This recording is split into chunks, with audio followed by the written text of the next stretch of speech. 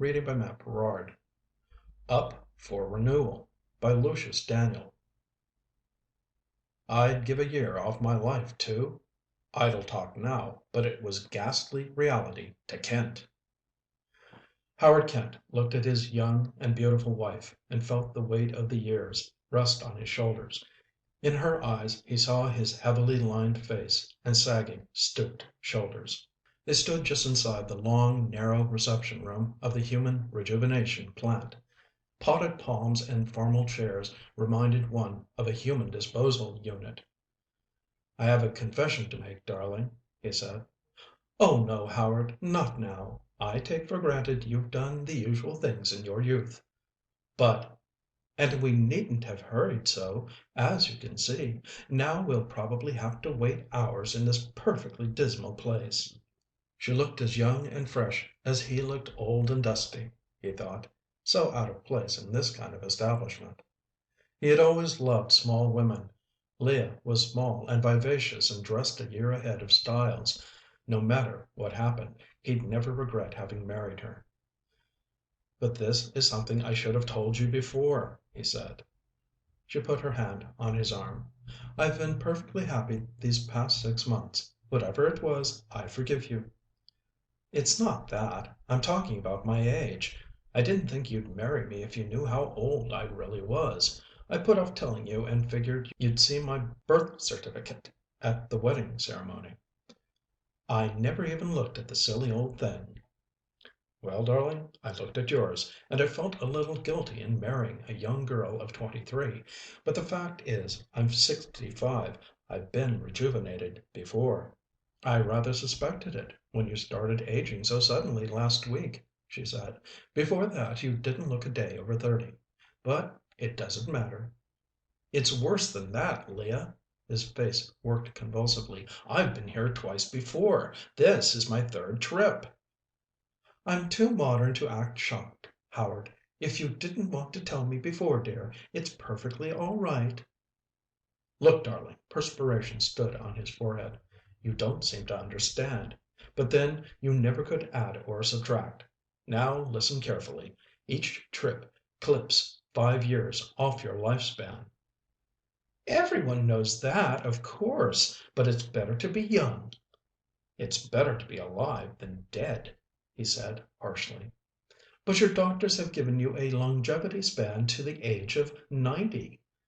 Suppose it was 80 instead of 90." "Oh, dear, you worry too much," she said. "Doctors don't make such mistakes." "They can't give me a guarantee. You see, 3 of my ancestors died from accidents. The prediction of 90 years is based on the assumption that they would have lived a normal lifetime." "They make few guarantees. You know, all you men are such babies at a time like this."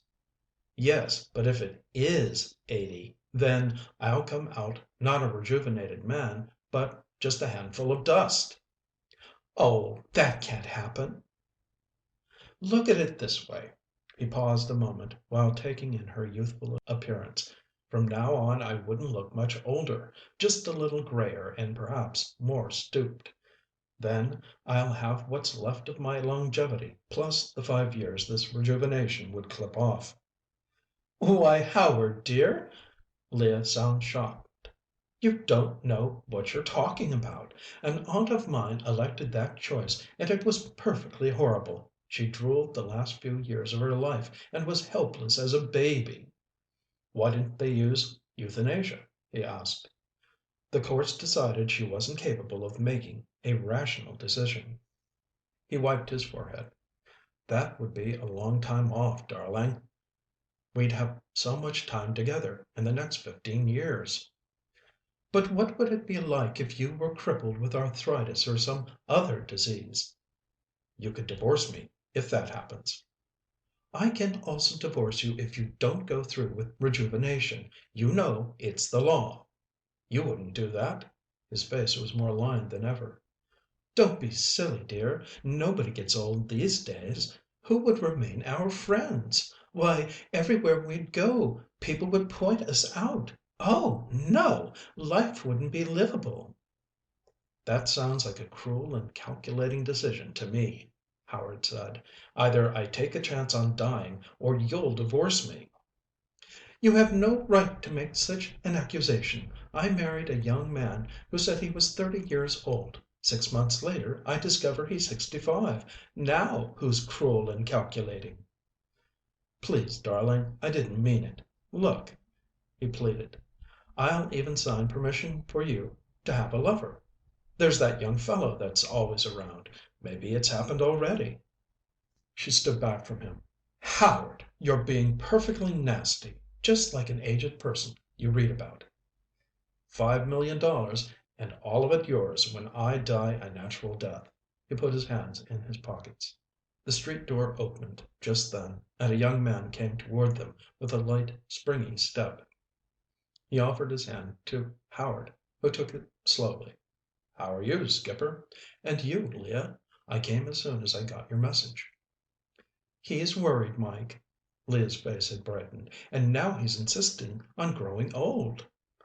I've been through the ringer twice before, you see, Howard said in a low voice. I don't think you have much to worry about, Mike said. Those medics know their business. Aging is a nasty process.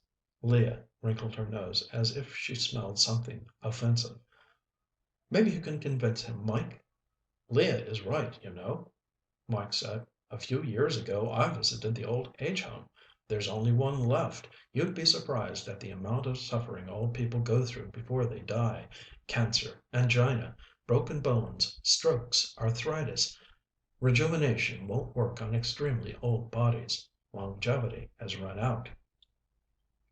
Why does it have to clip off 5 years? Worried Howard. It's the old age governor they found in the pituitary gland. They can turn it back, but the shock takes off about 5 years. Oh, I know what's in the medical articles, Howard growled. Remember, I've been through here twice before, but the sun was so warm this morning. It was like seeing everything for the last time. I felt like sitting down and letting everything drift. That's a sure sign that you really need rejuvenating, said Leah. After it's over, you'll be making me a golf widow again. Won't he, Mike? Of course, he'll come out raring to go. Howard looked from Mike to Leah and back at Mike. Age was no match for youth. If love hadn't started between them already, it would soon. At the end of the long room, a door opened and two nurses entered, starched and antiseptic. Your room is ready, Mr. Kent, one nurse said. Howard shuddered. Everything is so horribly familiar. The pill to erase the worry, which doesn't work. The cart you ride on, which makes you feel like a carcass. The little bump as you enter the regeneration room. Then you get a hypodermic and crawl into a long boiler tank. You're just nervous, dear, said Leah. A dismal miasmic cloud settles on your mind, and you decide you wouldn't go through it again for anything in the world. Mike put his arm around Leah as if it were the most natural thing in the world. He'll be all right, my darling. Howard looked at them and then turned wearily to the nurse. I'm ready. The nurse walked down the long room with the stooped man and disappeared beyond the door. Did you tell him about us? Asked Mike. Of course not. What a man doesn't know won't hurt him. Are you Mrs. Kent? Asked the other nurse, who had remained behind. Yes.